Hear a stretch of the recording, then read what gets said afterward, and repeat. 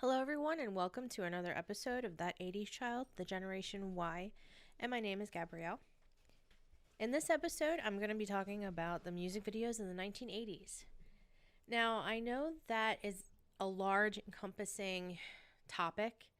I kind of handpicked ones that showed the most bizarre and creative use of videos, considering the fact that the birth of MTV was in the 80s. So to see it go from not being there and then music videos being so popular, and then you had the VJs who were just as popular, who just presented that stuff to you.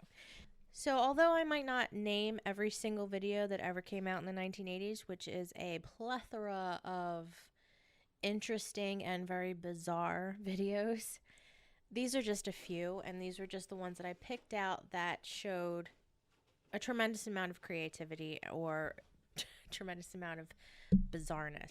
And I'm going to be doing the videos of the 1990s because considering the fact that we are Gen Ys, or if you're not, that's totally fine. I'm glad that you're listening regardless. Being born in the 80s doesn't necessarily mean that you remember everything that happened in the 80s. Maybe the toys. But watching MTV at 3 years old, you're really not going to remember too much of it if your parents were allowing you to sit in front of watching some girl making out with people or, molesting a car, probably wasn't appropriate television watching at the time. And also it was cable, I believe. So if you didn't have cable, there's no MTV.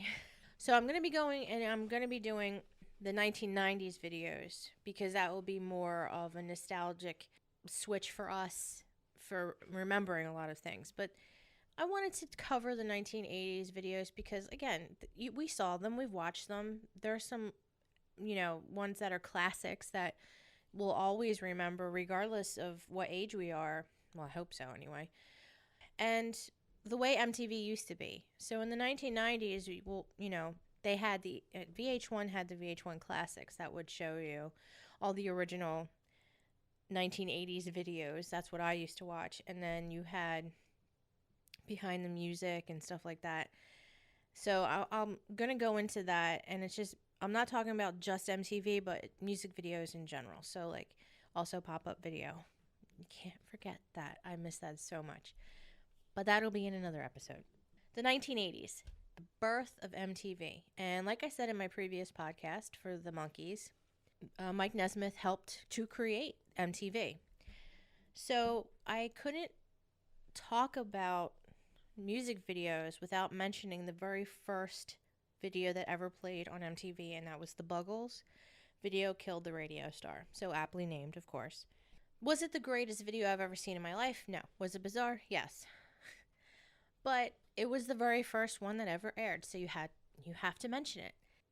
People weren't seeing the artists that they absolutely, they loved, the music that they loved, unless it was a special on television like Ed Sullivan Show.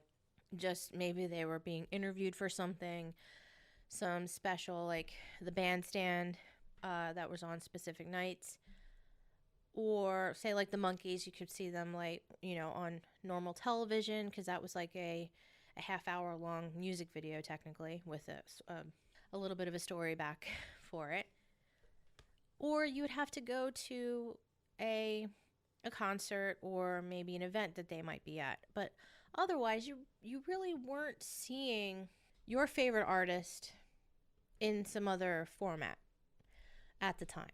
So MTV was a interesting view on one, the music, another form of creativity to bring the music to, and you were able to see your favorite artists performing the song that you love or whatever, or the newest stuff. So it was an interesting format and something that not everybody had seen. So you had the Beatles were in their movies, so you had, Hard Day's Night, and again, like I said with the Monkees, they had their television show. But beyond that, you didn't have them on a format to be able to go and be like, I can't wait for this video to come out, or I wonder if that's going to be made into a video. Now, back then, you had to wait and see when that video was going to come on. Now you have like YouTube and you can just search it and watch it whenever you want. So I think the availability made it a lot more precious than it is now. Because I know that people are still making videos, but they're being kind of shown in a different way. I don't even know if MTV shows music videos anymore. Now it's just trash video, trash shows, reality television. It was just a different way of being able to see your favorite artist. So, like I said, some were a little weird, some were a little bizarre, but the 1980s were known for their excess color, excess hair, excess bangles, excess sex, drugs, rock and roll. It was just, that was the generation. And the videos were where they were no exception. So the videos, some videos were just the band playing on a stage to a fake audience, or maybe a montage of their live shows for the song, which I think was more of like a cheap way of doing it. Because, granted, if you were going to go see those people, that is how you would see them in a stage format. But, you kind of want to, give me something interesting to watch. It's entertainment in a different format with your music. So why don't you use that format to your advantage instead of just being like, well, we're going to play this on the stage. We might as well just do it in front of a camera. So, of course, some of those are not going to be ones that I'm going to mention, because I'm just mentioning the ones that were like outlandish or trend setting in some way, and then just the more popular ones that I think everybody would know. So again, my criteria of picking these out were the creativity, the bizarreness, and the just being different, and or a new way of doing something. Maybe like where they brought in a different way of filming, CGI or whatever they had at the special effects at the time. So whatever might have been like trend setting, like I said. All right, so the first one I said, we had the Buggles, obviously, because it was the very first video that was ever posted or shown on MTV. For creative takes, you have a-ha, Take On Me. Now, the fact that they had it all in cartoon form, and it was like a comic book that the girl was reading that was in the diner, it was sort of like, it was definitely fantasy based, where you're reading it and you're like, man, this is my life right now, but I would be very interested in meeting that person that's in that story, and then that story comes to life and that you become a part of it. So that whole idea was awesome. And the fact that I think that the band looked better as drawn characters than in reality, whatever. It was very cool and different. You didn't see that in anything else. So it was a really awesome, like something different. Then I had Cyndi Lauper. Now, she didn't have anything necessarily really out there. She did do the Goonies. Goonies Are Good Enough, which had the cast in the video, but the actual video was, like her going through with finding a map, just like the movie. So it was adventure-ish. But what she's kind of known for, she always had her actual mom in the videos, and she used professional like wrestlers from like the WWE. So the one guy, I don't know the names of them. I'm so sorry for those who are fans. So I thought that was cool because she used that, and she was an icon at the time. The way she had her hair, what she dressed like, and just her overall, I am who I am, and you're not going to change me. So, and she's still like that, which I is really cool. I love Cyndi Lauper. All right, so Michael Jackson. Love him or hate him, you cannot deny the iconic Thriller. So, Michael Jackson was known for a lot of his music, obviously very, very, very well done. Not regardless of what he did or did not do. Thriller was and is an epic video. You have Vincent Price that narrates it. The awesome dance routine, obviously Michael Jackson known for that, and then the makeup work. And you're literally watching a zombie movie. It is a movie. It's just or short film. You're watching a short film. And that's what I'm talking about, creativity. You're not just having some people like behind a microphone singing and then that's that. At least there's something more to it to make it entertaining and make you want to like listen to it again, or like from the movie 13 Going on 30, wanting to learn the dance moves so that you could do it later. I mean, that's what makes it epic, and unforgettable. And then you have Pink Floyd, Another Brick in the Wall. That's iconic. The whole schoolroom scene, the kids going off the conveyor belt. That, I'll tell you what, like that Pink Floyd movie was bizarre as well. So, yeah. So again, going with the bizarre but memorable ones that you won't forget.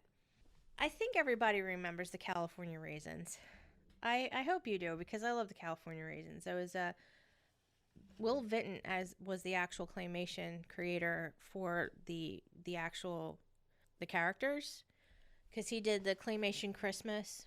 If anybody, Will Vinton's Claymation Christmas, the California Raisins were in that as well.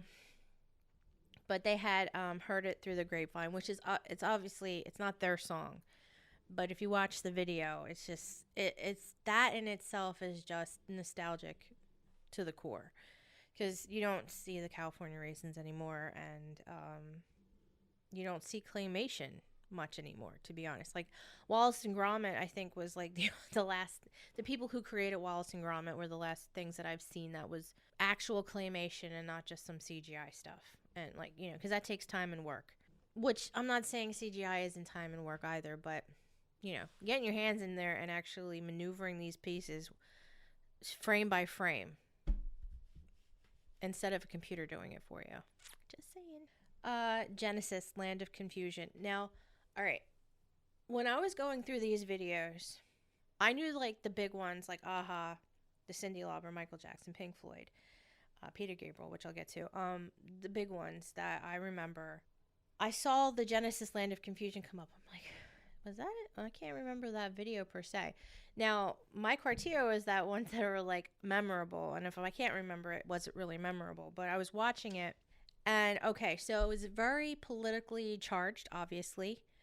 Disturbed's version as well. Like, it's the same song, but it's the same, it's going towards the same thing. It's very politically charged. So they had puppets made of the band. So you had Phil Collins and you had his puppet.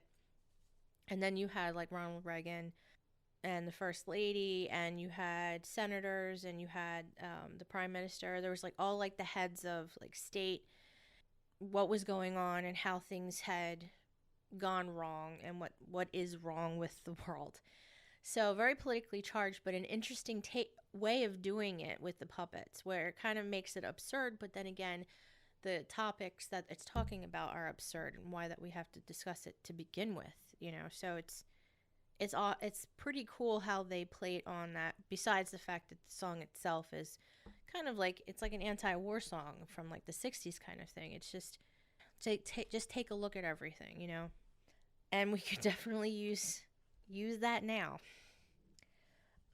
Peter Gabriel. Most of his videos are so bizarre. You have a dancing chicken in one of them. You have the one that Sledgehammer, which I think that's the one where it was so Sledgehammer is a time lapse of him, putting his hair up or his hair down. It's just like, and him singing and things going around. All of his videos were pretty interesting, and I love his music anyhow, so it's a plus.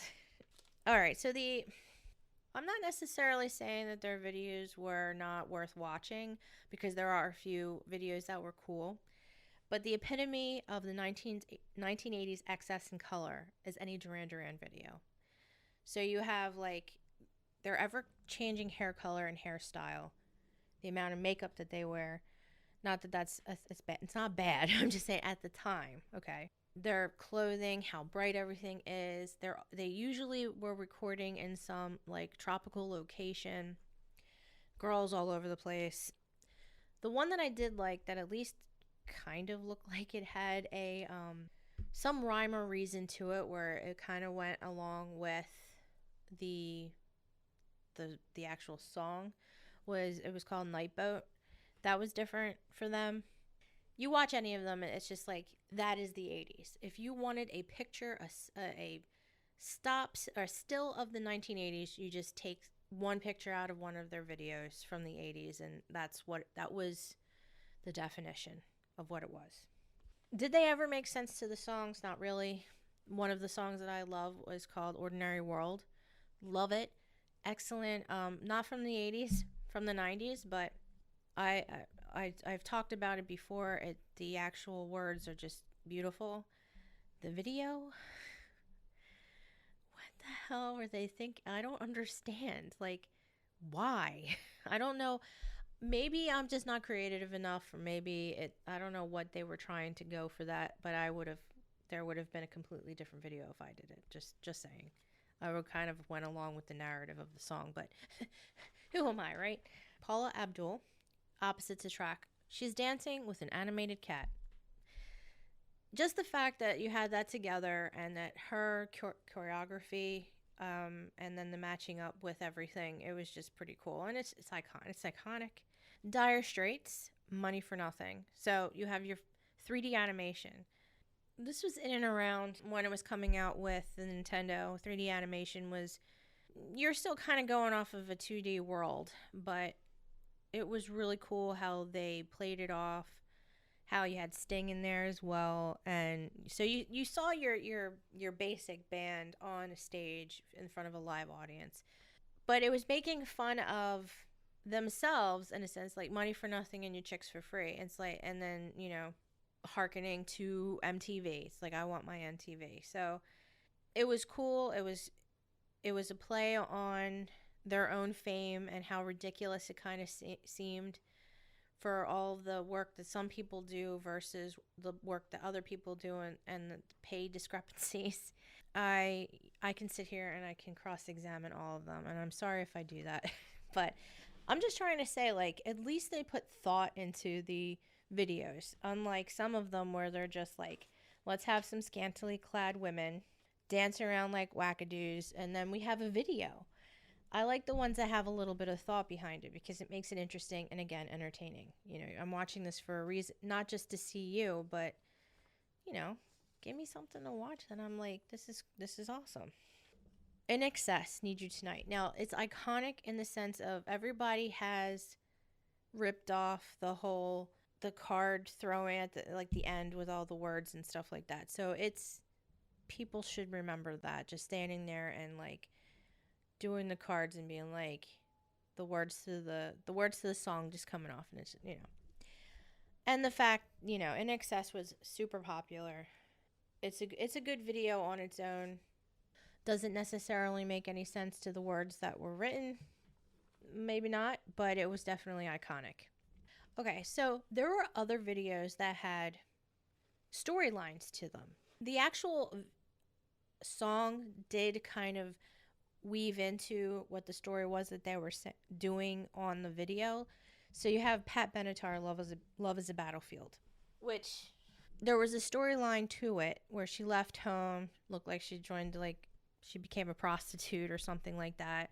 Lady of the Evening. I don't know if I'm allowed to say that, but anyhow, it's a story from like that point of view, and how life is difficult and you make certain choices and you have to live with those choices. But you got to do what you got to do, and you be you, and then whatever, It's an interesting video. I like it. She has an awesome voice, and at least it had a story. Whether or not it necessarily went through the song and exactly what, say if I was going to do it, it might be a little different. But I liked it because it kind of coincided, so it was good. And the same with Papa Don't Preach from Madonna. That had like a story based on it, and that went with the song. So that's great. Then you had, I found a couple of videos, and I'll just name two of them, but a couple of them, they seem to really like to use the backdrop of old warships. And the Hooters, All You Zombies, which, great song, and they're from Philadelphia, so what? They were like on like an old, like, I don't know if it was an old battleship, but it was definitely some ship. And then Depeche Mode, People Are People, they were on an old ship too. The Hooters, I don't necessarily know how that had anything to do with the song, because they have a lot of religious overtones up, not even overtones. They're pretty straightforward with all of that. But the video really had nothing to do with it. They were just on a ship yelling to each other across metal barriers. I don't know. But Depeche Mode, they looked like they were working on the ship, and then it looked like they were actually printing their or pressing their records on a ship, because that makes sense. But there's like, you have a backdrop of like war and people and guns and stuff like that, and the songs "People Are People." So I get the call back to the warship, but yeah, again, I'm not. And maybe there was just they had this ship for rent and everybody used it. I'm not entirely sure. David Lee Roth. He is just over the top with everything. So if you saw any of his when he was out on his own, besides the Van Halen versions, obviously, when he was doing his solo stuff, you have him, California Girls. He's just, bunch of girls, and then him being like a presenter of a show, and it's just always over the top, very in your face, and I just think that is who he is, and it kind of just emphasizes that, which I think is cool, because then you got to see a little bit more of their personality, if they had any, because sometimes they don't necessarily have that much personality. All of their creativity goes into making the music. The rest is just but David Lee Roth, I would definitely check out his solo videos, because they're just funny to watch. So I named this one just as a joke, but not so much. It's a harkening back to another nostalgic thing, but Limahl, Never Ending Story. So obviously the song for the movie, and I love the movie and I love the song. But when you first, if anybody questioned it, because I know, like, I always thought it was a woman singing, and then what I wrote, I was like, your first time realizing it's actually a dude singing. So I knew he was from Kajagoogoo. I realized, like, found that out after all of that. But my goodness, some pipes on him. But I love the song. That was my anthem through most of grade school, and I still have it. It's still on rotation on my playlist. There was a couple other ones I was going to mention, but they weren't really like, they were just popular songs, so I'm going to leave them out. You have Oingo Boingo with Weird Science. Now, obviously, based on the movie Weird Science, but my goodness, that was bizarre. And like I said, it needed to be bizarre to get onto my list, or at least, some creativity shown. And I don't know if they did a whole lot more. I think that was like a one-hit wonder, which, by the way, let me just say how much I absolutely loved the they had a show that was one-hit wonders. I believe it was on VH1. VH1 was my go-to a lot when I was young, in the 90s. And in the early 2000s, until everything just went to shit. But they had the one-hit wonders, and I know that, like, the 1980s and even the 1990s produced quite a few one-hit wonders, ones that you don't even realize that you've forgotten. And then you're like, oh my God, I remember that song. And then, of course, because they're popular for that song, there's a video for it. So it's interesting to see, because you're like, who are they again? Did they do anything else? That is why I will say this. As much as I love nostalgia, as much as I love remembering all that cool stuff from the past, I do like the fact that I am able to call up whatever song that I want, for the most part. I have yet to come up against anything yet that hasn't been on my YouTube Music or Google Music that it used to be, that I can just grab that song. Does that hurt an album sale? Yes, of course. But I think a lot of artists now are releasing individual songs, and then they just make a compilation of all of it and then have it as a like a special edition feature album. A lot of them are pressing into vinyl right now, so which is awesome. I don't miss having to buy a complete CD for those one hit wonders, which is why I'm bringing this up. And then liking that one song, and then the rest of the album is there was a reason why that one song was popular and nothing else. So I don't necessarily miss wasting my money on a complete album and only liking the one song. I listen to the whole album because you never know. You never know if you find another gem, a gem in the rough, or diamond in the rough. Excuse me. Yeah, there is definitely a reason why that was popular, and the rest are forgotten. But I still have a lot of those CDs, so they're not going to be worth anything, I don't think, because I probably won't even play half of them because they've been rolling around. Okay, so getting back onto track here. So Paul Simon, You Can Call Me Al. It's an iconic video with Chevy Chase. Paul Simon does have a good sense of humor.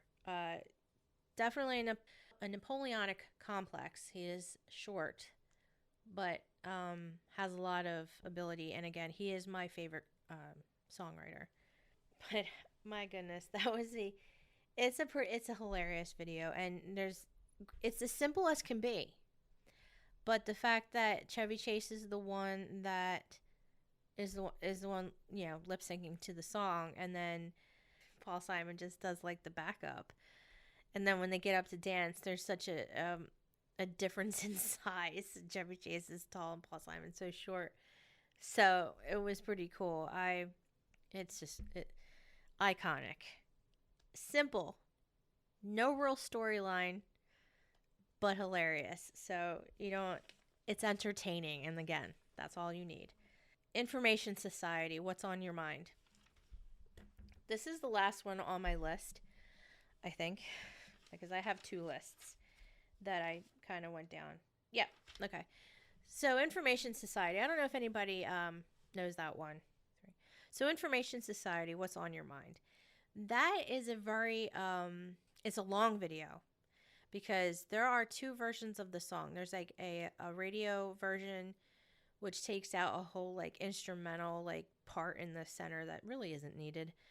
And then there's the actual version. And the one that they use for the video is the long ass version. But it's trippy because it's kind of like stop actioning a little bit and like fast forwarding and in people's faces, a lot of color, a lot of words, and it's kind of, there's a couple other videos that are kind of like that, and it must have been like a popular way of pushing like an idea and having the artist in your face with whatever it is they were trying to tell you.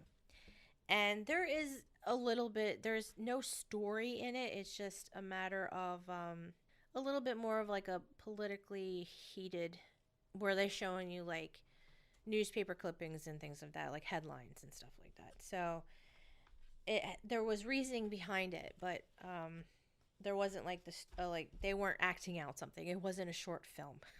So the 1980s, like I said, is known for its excess.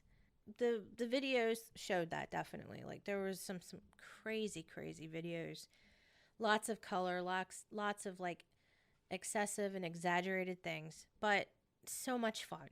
And I miss that because I feel like there were certain things, okay, you gotta calm down a little bit with, but some other things you're like, you know what, I kind of miss that freeness that you feel like in it. Like you do whatever in reason, obviously, but I kind of miss that. And it's the same with even when I go into the 90s, which I'm going to do later. I'm not going to do it back to back.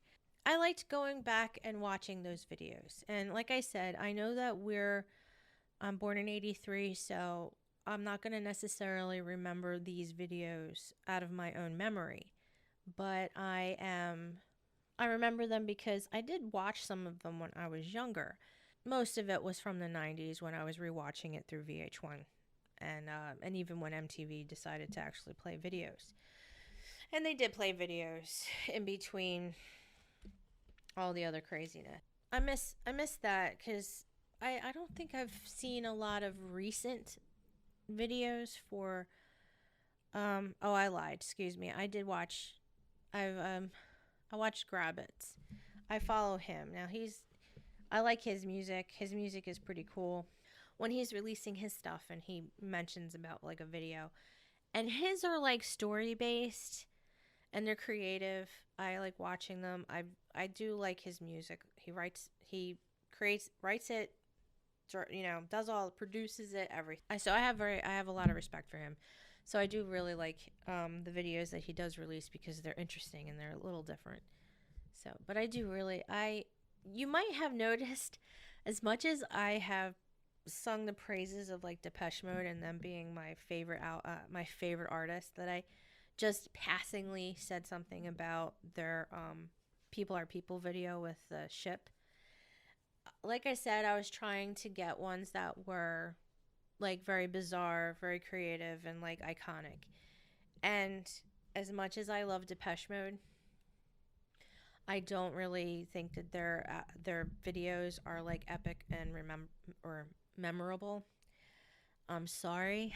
I love their music so much, but their videos, ugh, they're lacking. And it's a shame because I do love the words to the songs. Martin Gore is a excellent songwriter.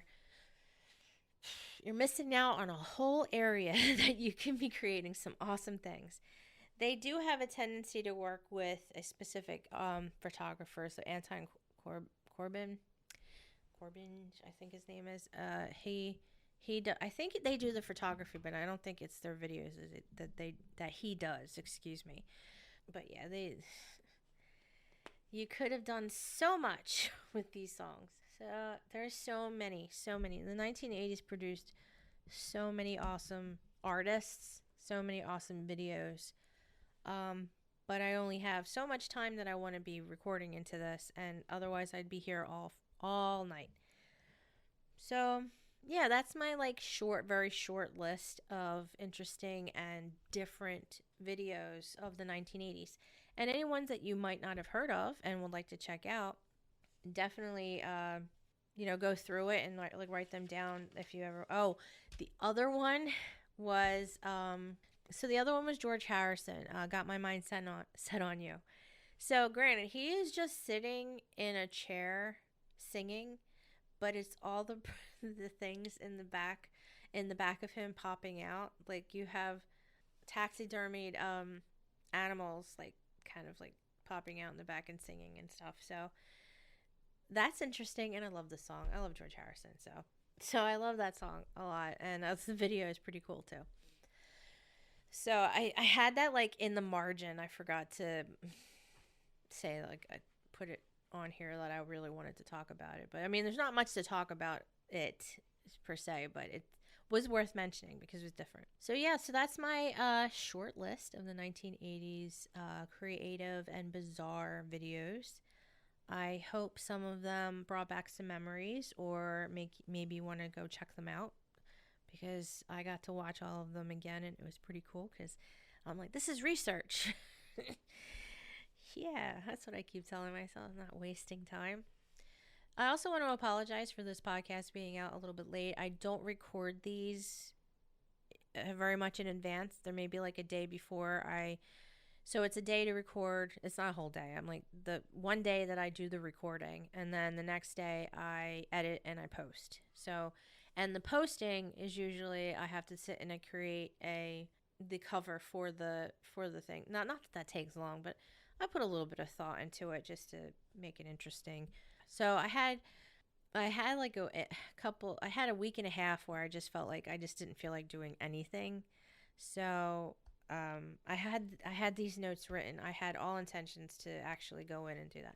Also had a little bit of technical difficulty. My program that I use didn't want to record. It kept saying like something to do with my graphics card, and I'm like, excuse me, I can play games perfectly fine, but you won't let me record my voice. Dare you. So I got that fixed today. And so I recorded. However long that was happening, because I only started to try to record this weekend. So this would have been out a little bit earlier. So I apologize if anybody was really, really like on the edge of their seat waiting for the next episode. I apologize. It's just I wasn't in a creative enough mood to sound like at least that I was into what I was talking about. Otherwise, it would just be like going through the motions, and I never want it to really be like that, because I want you to be interested in it and know that I'm interested in it, instead of it just being like, and so in the 1980s, some videos came out. Yay. Because it kind of would have been like that. I was just not, no energy to do it. So, I'm back. And I should be back on that train. It was just like, there's sometimes we all get like that. Just not really wanting to do anything. I went to work, unfortunately, because I can't just be like, I'm sorry, I just don't feel like doing anything, right? So I'll see you in a couple of days when I do feel like doing something. Unfortunately, that's not how it works, and I still got to go to work because I got to make some money, unfortunately. So I hope you enjoyed this list. I hope, again, like I said, that it brought back some memories, and you get to go check them out, because, like I said, I had so much fun just kind of quote unquote researching and going on YouTube and just like bizarre 80s videos.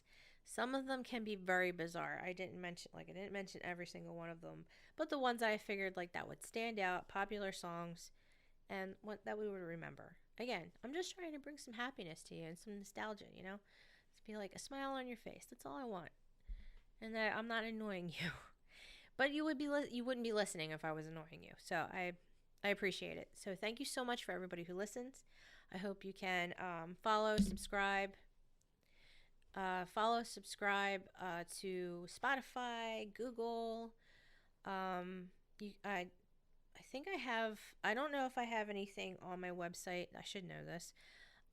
That would notify you when things go up. I will check into that to see if there's something you can sign up on there, because I do get a lot of traffic on the website, which is great. So thank you so much, because it's not just the podcast, then you get to check out my blog.